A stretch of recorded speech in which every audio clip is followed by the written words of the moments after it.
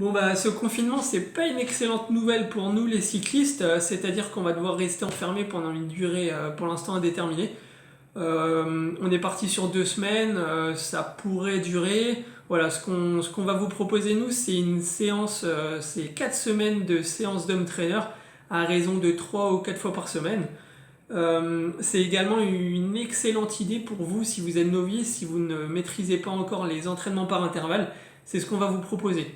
Donc pourquoi des entraînements par intervalle? C'est simplement parce que vous allez pouvoir réaliser beaucoup plus d'intensité qu'une sortie classique par exemple sur la route. Donc le but de ces entraînements par intervalle, ça va être de coupler des séries d'intensité avec des séries de récupération. Ce qui va à force vous permettre de réaliser beaucoup plus d'intensité que de faire un effort en continu.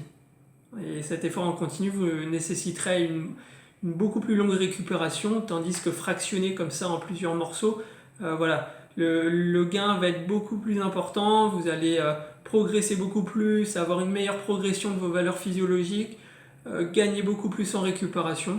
Donc voilà, les gains sont vraiment innombrables. Vous allez toutefois devoir adopter des règles. Bon, c'est pas des règles spécialement strictes, c'est des règles que vous aurez l'habitude de réaliser quand vous faites des sorties sur route. Donc, un échauffement, forcément qui dit échauffement dit retour au calme, une intensité qui soit suffisamment haute pour espérer progresser, une récupération incomplète. Bien sûr, si vous avez 10 minutes d'effort à faire, on ne part pas sur 30 minutes de récupération derrière.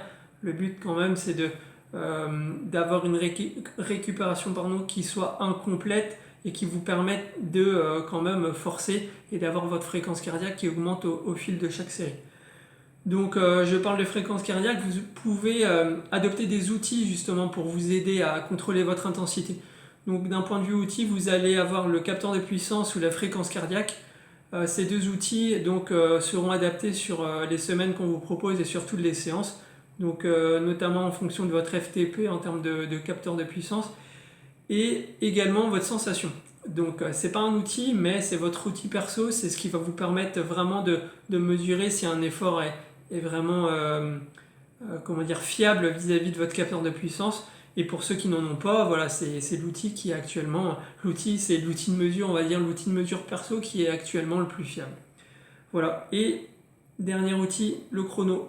Donc si vous évoluez, qu'importe, que vous soyez au cardio, que vous soyez au capteur de puissance ou à la sensation, il vous faudra un chrono pour mesurer tout ce qui est échauffement, retour au calme et pour vous aider au fur et à mesure de vos séries.